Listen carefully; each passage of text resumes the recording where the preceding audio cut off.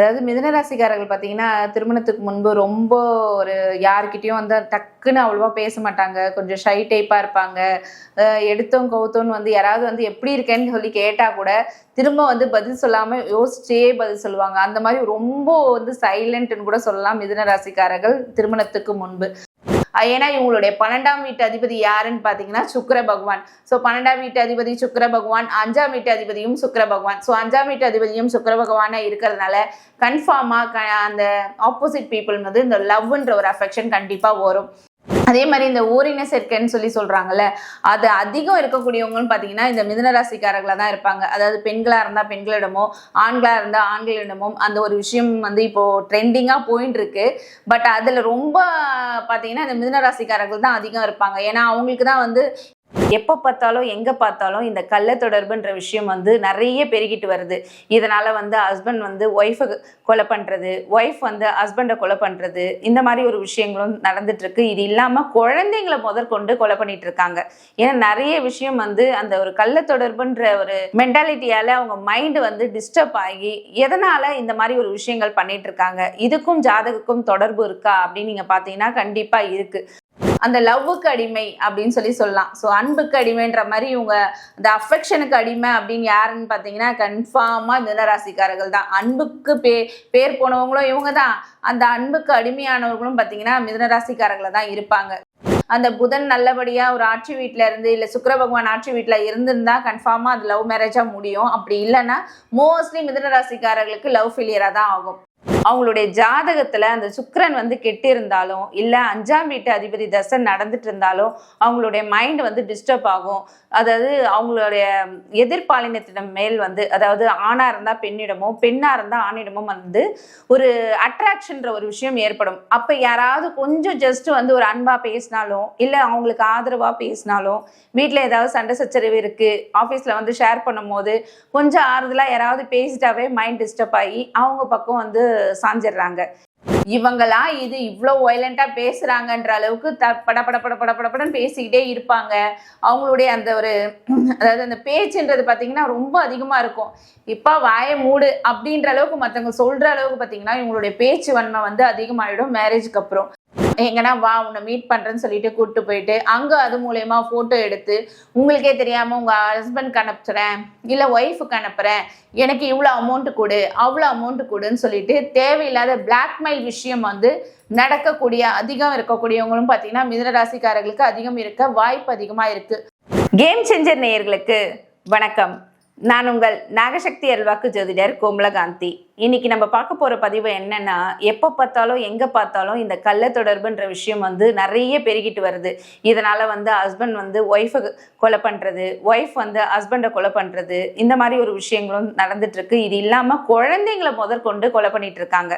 ஏன்னா நிறைய விஷயம் வந்து அந்த ஒரு கள்ள தொடர்புன்ற ஒரு மென்டாலிட்டியால அவங்க மைண்டு வந்து டிஸ்டர்ப் ஆகி எதனால இந்த மாதிரி ஒரு விஷயங்கள் பண்ணிட்டு இருக்காங்க. இதுக்கும் ஜாதகக்கும் தொடர்பு இருக்கா அப்படின்னு நீங்க பாத்தீங்கன்னா கண்டிப்பா இருக்கு.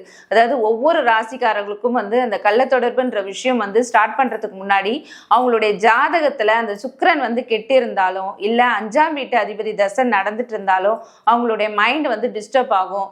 அதாவது அவங்களுடைய எதிர்பாலினத்திடம் மேல் வந்து, அதாவது ஆணா இருந்தா பெண்ணிடமோ பெண்ணா இருந்தா ஆணிடமும் வந்து ஒரு அட்ராக்ஷன்ற ஒரு விஷயம் ஏற்படும். அப்ப யாராவது கொஞ்சம் ஜஸ்ட் வந்து ஒரு அன்பா பேசினாலும் இல்ல அவங்களுக்கு ஆதரவா பேசினாலும், வீட்டுல ஏதாவது சண்டை சச்சரவு இருக்கு, ஆபீஸ்ல வந்து ஷேர் பண்ணும் போது கொஞ்சம் ஆறுதலா யாராவது பேசிட்டாவே மைண்ட் டிஸ்டர்ப் ஆகி அவங்க பக்கம் வந்து சாஞ்சிடுறாங்க. ஒன்றும் இல்லை, இப்போ பார்த்தீங்கன்னா ஃபேஸ்புக்கில் கூட நிறைய வந்து இந்த மாதிரி ஒரு விஷயங்கள் நடந்துட்டு இருக்கு. அதாவது சும்மா ஜஸ்ட் ஒரு 5 days தான் ஃப்ரெண்டாக இருப்பாங்க. ஆனால் அவங்கள நம்பி வந்து எங்கெங்கேயோ போகிறது, அவங்க கூட வந்து அவுட்டிங் போயிட்டு, ஸோ அவுட்டிங் போயிட்டு வர நேரத்தில் அவங்களுக்குள்ள ஏதாவது ஒரு மிஸ் அண்டர்ஸ்டாண்டிங் வரும்போது, இப்போ கூட ஜஸ்ட் நான் ஒரு யூடியூப்ல கூட நிறைய நீங்களே பார்த்துட்டு இருப்பீங்க, ஒரு கொலை நடந்துடுச்சு, எரிச்சு கொண்டுட்டாங்க, இந்த மாதிரி ஒரு விஷயங்கள்லாம் நடந்துட்டு இருக்கு. இதெல்லாம் வந்து ஏன் நீங்க வந்து இந்த மாதிரி ஜஸ்ட் ஒரு 5 daysக்கு உள்ள ஒரு ஃப்ரெண்ட்ஷிப் இருக்கிறவங்கக்கிட்ட போயிட்டு நீங்க போய் உங்களுடைய வாழ்க்கையை நீங்க கெடுத்துக்கிறீங்க. இது வந்து ஒரு உங்களுடைய ஃபேமிலிக்குள்ள தெரிஞ்சா கூட பார்த்தீங்கன்னா நிறைய பிரச்சனைகள் இது மூலயமா உங்களுக்கு ஏற்படுது. ஸோ அதனால எப்படி வந்து நீங்க ஜாக்கிரதையா இருக்கணும் அப்படின்றதையும், அதே மாதிரி இந்த 12 ராசிக்குள்ள எதனால இந்த மாதிரி ஒரு விஷயங்கள் நடக்குதுன்றதையும் நம்ம இந்த பதிவுல பார்க்கலாம்.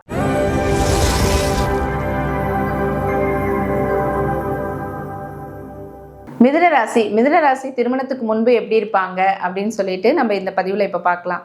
அதாவது மிதுன ராசிக்காரர்கள் பார்த்தீங்கன்னா திருமணத்துக்கு முன்பு ரொம்ப ஒரு யார்கிட்டயும் வந்து டக்குன்னு அவ்வளவா பேச மாட்டாங்க. கொஞ்சம் ஷை டைப்பா இருப்பாங்க. எடுத்தோம் கவுத்தோன்னு வந்து யாராவது வந்து எப்படி இருக்கேன்னு சொல்லி கேட்டா கூட திரும்ப வந்து பதில் சொல்லாம யோசிச்சே பதில் சொல்லுவாங்க. அந்த மாதிரி ரொம்ப வந்து சைலண்ட்னு கூட சொல்லலாம் மிதுன ராசிக்காரர்கள் திருமணத்துக்கு முன்பு. அதே மாதிரி மிதுன ராசிக்காரர்கள் பார்த்தீங்கன்னா இரட்டைப்படை ராசின்னு சொல்லி சொல்லுவோம். அதாவது டபுள் மைண்ட் பர்சன் வந்து மிதுன ராசிக்காரர்களா தான் இருப்பாங்க. அதாவது எந்த ஒரு விஷயம் எடுத்தாலுமே வந்து டக்குன்னு அதுக்கான பதில் வந்து இவங்க கிட்ட இருந்து கிடைக்காது. டபுள் மைண்டா யோசிப்பாங்க. ஒரு விஷயம் பண்ணலாமா, ஒரு வேலை எடுத்தோம் அப்படின்னா அந்த விஷயம் பண்ணலாமா வேண்டாமா, இல்ல அது மூலயமா ஏதாவது பிரச்சனை வருமா அப்படின்னு சொல்லிட்டு ஒரு மைண்ட் என்ன சொல்லும்னா இவங்களுக்கு நீ பண்ணு எதுவும் வராதுன்னு சொல்லிட்டு, இன்னொரு மைண்ட் என்ன சொல்லும் அப்படின்னா நீ பண்ணாத கன்ஃபார்மா ஏதாவது பிரச்சனை வரும்னு சொல்லிட்டு அவங்களுக்கு சொல்லும். ஸோ அதனால டபுள் மைண்டா யோசிக்கக்கூடியவங்க வந்து மிதுன ராசிக்காரர்களா தான் இருப்பாங்க. அதே மாதிரி இவங்க ஸ்கூல் டைம்ல வந்து பாத்தீங்கன்னா யாருக்கிட்டையுமே வந்து டக்குன்னு பேச மாட்டாங்க. ரொம்ப ஷை டைப்பு. ஃப்ரெண்ட்ஸ் சர்க்கிள் பார்த்தீங்கன்னா இவங்களுக்கு ரொம்ப குறைவுன்னு சொல்லி சொல்லுவேன் மிதுன ராசிக்காரங்களுக்கு. ஏன்னா வந்து இவங்களுடைய 7ஆம் வீட்டு அதிபதியா வந்து குரு பகவான் வராரு. 7ஆம் வீட்டு அதிபதியா குரு பகவான் வரும்போது பார்த்தீங்கன்னா கண்டிப்பா அந்த அளவுக்கு வந்து ரொம்ப சைலண்டா இருக்கிறதுனால நேர்மையா இருக்கணும் அப்படின்லாம் நினைப்பாங்க. ஸோ அதனால ஃப்ரெண்ட்ஸ் சர்க்கிள் வந்து அதிகம் இவங்களுக்கு இருக்காது. ஏன்னா ஃபர்ஸ்ட் யார்கிட்டயாவது நம்ம பேசினா தானே வந்து ஃப்ரெண்டுன்ற ஒரு விஷயம் நமக்கு கைக்கு வரும். பட் இவங்க வந்து அந்த டைம்லேயே பார்த்தீங்கன்னா அவ்வளோ ரொம்ப சைலண்ட்டு, பேச மாட்டாங்க. பக்கத்துல உட்காந்துருக்க பெண்கள் கிட்டயும் சரி இல்லை ஆண்கள் கிட்டயும் சரி கூட பேச மாட்டாங்க மிதுன ராசிக்காரர்கள். அது பெண்களா இருந்தாலும் சரி ஆண்களா இருந்தாலும் சரி டக்குன்னு யாருக்கிட்டையும் அந்த ஃப்ரெண்ட்ஷிப்ன்ற ஒரு விஷயம் வந்து இவங்களுக்குள்ள இருக்காது. காலேஜ் லைஃப் பார்த்தீங்கன்னா இவங்களுக்கு எப்படின்னா அப்பதான் வந்து கொஞ்சம் இந்த மூடி டைப்ல இருந்து கொஞ்சம் விடுபட்டு வருவாங்க. அதாவது கொஞ்சம் பேச ஆரம்பிப்பாங்க. பசங்க கிட்ட கொஞ்சம் ஜாலியா பேசுறது அந்த மாதிரி ஒரு விஷயங்கள்லாம் கொஞ்சம் கொஞ்சமா அவங்க காலேஜ் லைஃப்ல வர ஆரம்பிக்கும். ஸோ காலேஜ் லைஃப்ல வர ஆரம்பிக்கும் போது இவங்களுடைய ராசி அதிபதியும் பார்த்தீங்கன்னா புதன் பகவான். புதன்னாவே அந்த லவ்னு சொல்லிட்டு உங்க எல்லாருக்குமே தெரியும். ஸோ அதனால புதன் தான் வந்து லவ்வுக்கான ஒரு விஷயம் கிரகம் கூட சொல்லுவோம். ஸோ அதனால புதன்னாவே லவர் தான். கன்ஃபார்மா பார்த்தீங்கன்னா இவங்க காலேஜ் டைப்ல மிதுன ராசிக்காரர்களுக்கு கன்ஃபார்மா லவ் இருக்கும். ஏன்னா இவங்களுடைய 12ஆம் வீட்டு அதிபதி யாருன்னு பார்த்தீங்கன்னா சுக்கிர பகவான். ஸோ 12ஆம் வீட்டு அதிபதி சுக்கிர பகவான், 5ஆம் வீட்டு அதிபதியும் சுக்கிர பகவான். ஸோ 5ஆம் வீட்டு அதிபதியும் சுக்கிர பகவானா இருக்கிறதுனால கன்ஃபார்மா அந்த ஆப்போசிட் பீப்புள் வந்து இந்த லவ்ன்ற ஒரு அஃபெக்ஷன் கண்டிப்பா வரும். அதே மாதிரி இந்த ஓரின சேர்க்கைன்னு சொல்றாங்கல்ல, அது அதிகம் இருக்கக்கூடியவங்கன்னு பார்த்தீங்கன்னா இந்த மிதுன ராசிக்காரர்களா தான் இருப்பாங்க. அதாவது பெண்களா இருந்தா பெண்களிடமோ ஆண்களா இருந்தா ஆண்களிடமோ அந்த ஒரு விஷயம் வந்து இப்போ ட்ரெண்டிங்கா போயிட்டு இருக்கு. பட் அதுல ரொம்ப பாத்தீங்கன்னா இந்த மிதுன ராசிக்காரர்கள் தான் அதிகம் இருப்பாங்க. ஏன்னா அவங்களுக்கு தான் வந்து எல்லாருக்கிட்டையுமே ஒரு அஃபெக்ஷன் அதிகம் எதிர்பார்க்கக்கூடியவங்க வந்து கற்பனை திறன் வந்து அதிகம் சொல்லலாம் மிதுன ராசிக்காரர்களுக்கு. ஏன்னா வந்து ரொம்ப வந்து அந்த லவ்ன்ற ஒரு விஷயத்த அதிகமா கொடுக்கக்கூடியவங்களும் மிதுன ராசிக்காரர்கள் தான். ஆப்போசிட் பீப்புள்ல இருந்து யாராவது ரொம்ப அஃபெக்ஷனா பேசினா ரொம்ப மயங்கக்கூடியவங்களும் பார்த்தீங்கன்னா மிதுன ராசிக்காரர்களா தான் இருப்பாங்க. அந்த லவ்வுக்கு அடிமை அப்படின்னு சொல்லலாம். ஸோ அன்புக்கு அடிமைன்ற மாதிரி இவங்க அந்த அஃபெக்ஷனுக்கு அடிமை அப்படின்னு யாருன்னு பார்த்தீங்கன்னா கன்ஃபார்மா மிதுன ராசிக்காரர்கள் தான். அன்புக்கு பேர் போனவங்களும் இவங்க தான். அந்த அன்புக்கு அடிமையானவர்களும் பார்த்தீங்கன்னா மிதுன ராசிக்காரர்களா தான் இருப்பாங்க. ஸோ இவங்களுடைய மேரேஜ்க்கு அப்புறம் பார்த்தீங்கன்னா இவங்களுக்கு வந்து ஒன்று லவ் ஃபெயிலியர் ஆகும். ரொம்ப மோஸ்ட்லி வந்து லவ்ன்ற ஒரு விஷயம் வந்து இவங்களுக்கு கன்ஃபார்மாக ஃபெயிலியர் தான் ஆயிருக்கும். அவ்வளோ சீக்கிரம் வந்து இவங்களுக்கு செட் ஆகாது. பட் இவங்களுடைய அதாவது இவங்களுடைய ராசி கட்டத்தில் அந்த புதன் நல்லபடியாக ஒரு ஆட்சி வீட்டில் இருந்து இல்லை சுக்கிர பகவான் ஆட்சி வீட்டில் இருந்திருந்தா கன்ஃபார்மாக அது லவ் மேரேஜாக முடியும். அப்படி இல்லைன்னா மோஸ்ட்லி மிதுன ராசிக்காரர்களுக்கு லவ் ஃபெயிலியராக தான் ஆகும். அதுக்கு அடுத்து பார்த்தீங்கன்னா இவங்களுடைய மேரேஜ் லைஃப். சரி, மேரேஜ் லைஃப்ல வந்துட்டாங்க, ஹஸ்பண்ட் ஒய்ஃப்குள்ள ரிலேஷன்ஷிப் எப்படி இருக்குன்னு பார்த்தீங்கன்னா கண்டிப்பாக அதில் ஏதாவது ஒரு பிரச்சனை இருந்துட்டு இருக்கும். ஒரு லைஃப் வந்து சின்ன சின்ன மிஸ் அண்டர்ஸ்டாண்டிங் பார்த்தீங்கன்னா நிறைய வரும். ஏன்னா இவங்க ரொம்ப அவ்வளோ லவ் கொடுப்பாங்க. அந்த லவ்வை வந்து திரும்பி எதிர்பார்ப்பாங்க. ஸோ அந்த லவ்ன்ற ஒரு விஷயம் இவங்களுக்கு கிடைக்காததுனால கன்ஃபார்மாக யாராவது இவங்க கிட்ட ஏதாவது நான் சொன்னேன் பாருங்க, மேரேஜுக்கு முன்னாடி யாருக்கிட்டையும் பேச மாட்டாங்க, ரொம்ப சைலண்ட்னு சொன்னவங்க இவங்களா இது இவ்வளோ வயலண்டா பேசுறாங்கன்ற அளவுக்கு படப்படன்னு பேசிக்கிட்டே இருப்பாங்க. அவங்களுடைய அந்த ஒரு அதாவது அந்த பேச்சுன்றது பார்த்தீங்கன்னா ரொம்ப அதிகமாக இருக்கும். இப்போ வாய மூடு அப்படின்ற அளவுக்கு மற்றவங்க சொல்ற அளவுக்கு பார்த்தீங்கன்னா இவங்களுடைய பேச்சு வன்மை வந்து அதிகமாகிடும் மேரேஜுக்கு அப்புறம். அதே மாதிரி இவங்களுடைய 2ஆம் வீட்டு அதிபதி அதாவது பேச்சு சொல்லுவாங்கல்ல வாக்குஸ்தானம் சொல்லிட்டு 2ஆம் வீட்டு அதிபதியில வாக்குஸ்தானத்துல சந்திரன் உட்காந்துருக்கறனால மிதுன ராசிக்காரர்கள் வந்து ரொம்ப வந்து இந்த கலைநயம் மிக்கமா பேசக்கூடியவர்கள். அதாவது இவங்களுடைய பேச்சுக்கு மற்றவங்க ரொம்ப வந்து அடிமை ஆயிடுவாங்க. அதே மாதிரி நல்லா அட்வைஸ் பண்ணுவாங்க. பயங்கரமான அட்வைஸ். ஏன்னா புதன்னாவே அதி புத்திசாலின்னு சொல்லுவோம். ஸோ அதனால வந்து புதன் நாள் நாலேஜ். மற்றவங்களுக்கு பார்த்தீங்கன்னா நிறைய அட்வைஸ் கொடுக்கக்கூடியவங்களும் மிதுன ராசிக்காரர்களை தான் இருப்பாங்க. மிதுன ராசிக்காரர்கள் பார்த்தீங்கன்னா மற்றவங்களுக்கு அட்வைஸ் நிறைய பண்ணுவாங்க. அது கண்டிப்பாக நல்ல அட்வைஸாக இருக்கும், சக்ஸஸ் ஆகும். பட் இவங்களுக்கு யாராவது அட்வைஸ் பண்ணாங்கன்னா அதை கேட்கவே மாட்டாங்க. நானே புத்திசாலி, நானே எவ்வளோப்பட்ட ஆள் தெரியுமா, எனக்கே நீ அட்வைஸ் பண்ணுறியா, நான் எத்தனை பேருக்கு அட்வைஸ் கொடுத்துருக்கேன் அப்படின்னு வந்து அந்த ஒரு கம்பீரம் வந்து அதிகம் இருக்கும். ஏன்னா வந்து தைரியம் வீரியம் 3ஆம் ஸ்தானத்தில் பார்த்தீங்கன்னா சூரிய பகவான் இவங்களுடைய ராசிக்கு 3ல சூரிய பகவான் இருக்கிறதுனால தைரிய வீரிய ஸ்தானம் அதிகம் கொண்டவர்கள் மிதுன ராசிக்காரர்கள். ஸோ அதனால எந்த அளவுக்கு அந்த ஃபர்ஸ்ட் ஆஃப் சொன்னேன்ல, அந்த திருமணத்துக்கு முன்பு எவ்வளோ வந்து பயந்த சுபாவம், பயந்தாங்குழி, யாருக்கிட்டையும் பேச மாட்டாங்க அப்படின்னு இருந்த மிதுன ராசிக்காரர்கள் மேரேஜின்னு ஒன்று நடந்ததுக்கு அப்புறம் அவங்களுக்குள்ளேயே ஒரு தைரியம் வீரியம், அந்த ஒரு எல்லாத்தையும் ஃபேஸ் பண்ணக்கூடிய அந்த ஒரு தன்மை, இது எல்லாமே பார்த்தீங்கன்னா மிதுனராசிக்காரர்களுக்கு தானாகவே அமைஞ்சிரும்னு சொல்லுவோம். அதாவது இந்த பிரபஞ்சமே இயற்கையாகவே அவங்களுக்கு கன்ஃபார்மாக அது கொடுத்துரும். அதே மாதிரி உங்களுடைய 5ஆம் வீட்டு அதிபதி தசாபுத்தி நடக்கும்போது கண்டிப்பாக மிதுனராசிக்காரர்கள் அந்த ஆப்போசிட் பீப்புள் மீது, அதாவது ஆண்களாக இருந்தால் பெண்களிடமும், பெண்களாக இருந்தால் ஆண்களிடமும் பார்த்தீங்கன்னா கன்ஃபார்மாக அந்த லவ் அஃபேர்ன்ற ஒரு விஷயம் கன்ஃபார்மாக வந்தே தீரும். ஸோ அதனால் அந்த விஷயங்கள் நடக்கும்போது மட்டும் இவங்களுடைய எப்படி பாதுகாத்துக்கலாம், இதுக்கான பரிகாரங்கள் என்னன்றதை வந்து நம்ம இப்போ பார்க்கலாம்.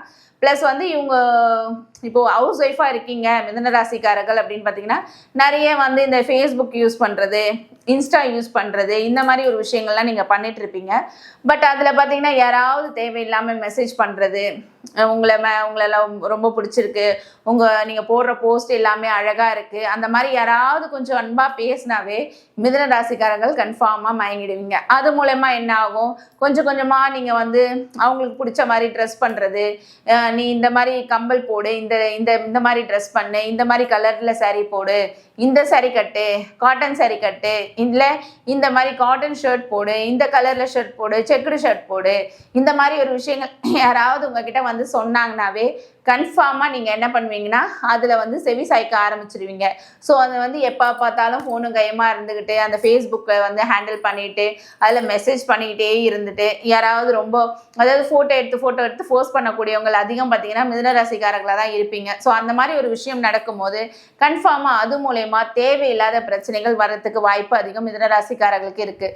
எங்கன்னா வா உன்னை மீட் பண்ணுறேன்னு சொல்லிட்டு கூப்பிட்டு போயிட்டு அங்கே அது மூலயமா ஃபோட்டோ எடுத்து உங்களுக்கே தெரியாமல் உங்கள் ஹஸ்பண்ட் அனுப்புகிறேன் இல்லை ஒய்ஃபுக்கு அனுப்புகிறேன், எனக்கு இவ்வளோ அமௌண்ட்டு கொடு, அவ்வளோ அமௌண்ட்டு கொடுன்னு சொல்லிட்டு தேவையில்லாத பிளாக்மெயில் விஷயம் வந்து நடக்கக்கூடிய அதிகம் இருக்கக்கூடியவங்களும் பார்த்தீங்கன்னா மிதுன ராசிக்காரர்களுக்கு அதிகம் இருக்க வாய்ப்பு அதிகமாக இருக்குது.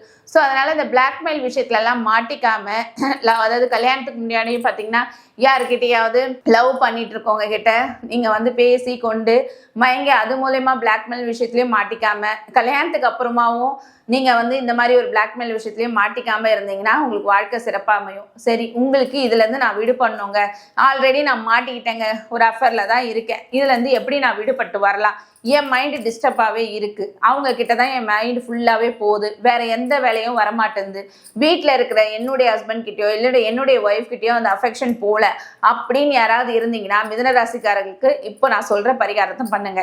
அதாவது உங்களுடைய 5ஆம் வீட்டு அதிபதி தசாபுத்தி நடக்கும்போது கன்ஃபார்மாக இந்த விஷயம் நடக்கும்னு சொன்னேன்.